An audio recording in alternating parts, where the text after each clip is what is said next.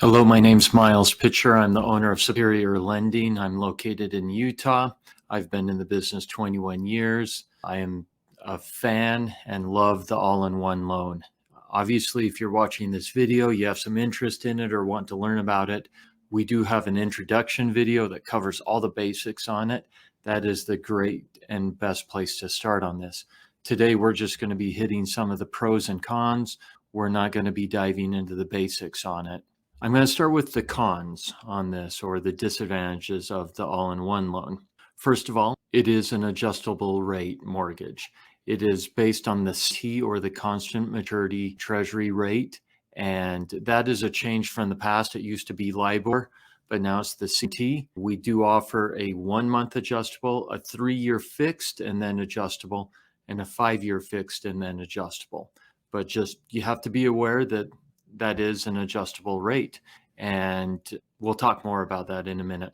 Under an all-in-one, understand that they take the best of the best clients. You need to have a credit score over 700, 720 for investment properties. Your debt ratios are going to be a little bit tighter than what a normal conventional loan would be. We're talking 40 to 43% on the debt ratios. You also have to have some reserves. These can be retirement accounts, brokerage accounts, liquid assets, cash in the bank. You're going to need anywhere from 10 to 15% of what your credit limit is. So be prepared for that. Closing costs on an all-in-one are not much different than what a normal conventional mortgage is, maybe slightly higher. But the reason why I put this as a con in here is that if you were comparing the all-in-one against a home equity line of credit and choosing between the two, the all-in-one definitely has higher closing costs than a HELOC does. When you do an all-in-one, you're working with a couple of banks, and most likely you're not going to have a local branch of those banks nearby. I have not found this to be an issue for me. I just know that if I needed a cashier's check, I can't run into a bank and get one from my all-in-one bank. The two banks we work with are Merchants Bank of Indiana and North Point Bank. Maybe they're near where you're at. They're both great banks, but just be aware that everything's going to be done through internet banking. On an all-in-one, if you are doing a purchase or a refi, you are going to need to have a much larger equity or down payment than you would on a conventional loan. We do a lot of 3% and 5% down conventional loan purchases. On our jumbo loans, we're doing a lot of them that are 10% down. The all-in-one's going to require you to have more down payment. Along with this, just similar to what I just mentioned before, is that the loan to value is going to be lower or more conservative on the all-in-one than the conventional loan. For example, if somebody came to me and wanted to refinance their conventional loan and they were at 90 or 95% loan to value, I could totally do it. On an all-in-one, if somebody comes and wants to go up to a higher loan to value, we can only go up to, most of the time, 80%. Sometimes on investment properties, it's 70%. Another disadvantage, or something that people want all the time, is to be able to try to close in the name of an entity, an LLC, an S-Corp on their investment properties. You can't do that on an all-in-one.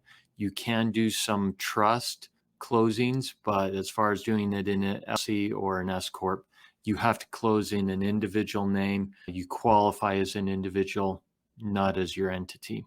And then this is a big one here. In the future, could these banks reduce or modify your credit limit on an all-in-one? The answer is, yeah, they could. I always point and share with our clients that these have been around since 2005. And when we had the Great Recession in 08 and 09, they did not reduce or freeze any of our clients' all-in-one loans. They left them completely open. And I love the track record that we have, that there has been 0 defaults on any of our all-in-one loans. And in fact, even through COVID, there was, from what I've been told, there is only one person who asked for some forbearance help on their all-in-one loan. Otherwise, a fabulous and excellent track record. All right, let's jump through the pros of these, and there's a lot more of these. Number one, I hope you understand that the interest you pay on an all-in-one is simple interest. It's not amortized. And that is such a huge deal on helping you to save in the mortgage interest that you're paying. We love simple interest over amortized interest. And that's coming from a guy who sells 30-year mortgages to people all day long. This is one of the only products out there where when you make a deposit into this account, into your all-in-one, it goes to reduce your principal very first and then interest second. On a normal mortgage, that is not the case. You make a payment, interest is paid first, and then principal second. We love that the all-in-one provides you liquidity and flexibility.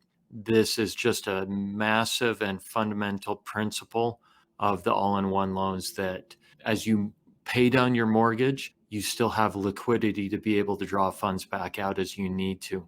You have the flexibility to use the funds as you choose and to do whatever you want. Nobody's checking to see if you're using that credit limit in a certain way.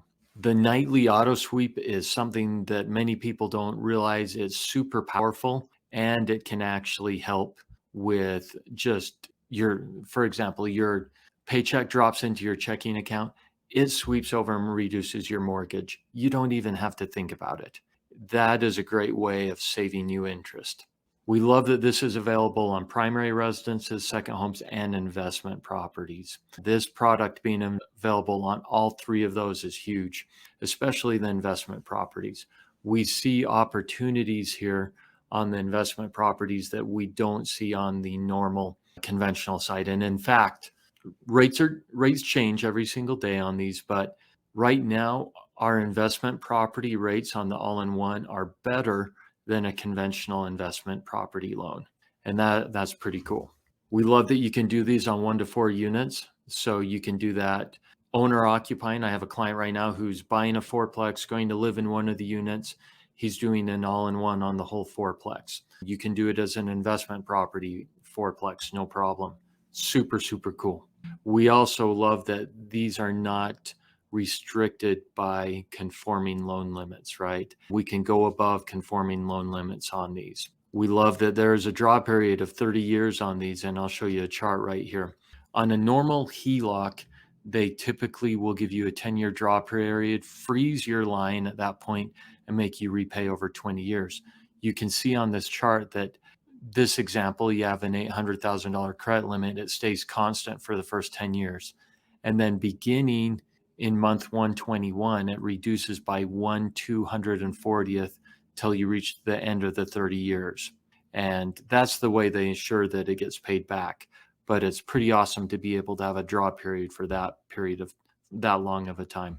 I joke about this with some of my clients, say it tongue in cheek, but the truth is, as you get these all-in-ones in place, you pay them down, you essentially can become your own bank. I personally have used them and I have one on my primary and an investment property. I've paid them down. And then at the end of the last year, I wanted to acquire a investment property. I just wrote out a check out of my all-in-one or wired out of it and bought the property in cash. I became my own bank and financed that property. It's pretty awesome to be able to become your own bank. The banks we work with are fabulous to work with. They have dedicated departments to the all-in-one loans. They are just a pleasure to work with. And this may be the last mortgage you ever do. Now, that doesn't help me out as a loan officer. I'd love to help lots of people with 30-year mortgages all-in-ones, but this is a great way to help people get out of debt faster, pay off their mortgages faster, build equity faster, and give them, I like to call it a war chest, to be able to do investments and future things with those funds that they have available. Just a couple of last ones. On a conventional loan, many times there are seasoning requirements on loans that are put in place, such as somebody has a first mortgage, then later they add in a HELOC and want to pay those off. They're treated as cash out refis. The all-in-one doesn't look at it that way. It just looks at what mortgages are we paying off. And that in certain instances can be a very big advantage. Interest, I get asked all the time, is it deductible?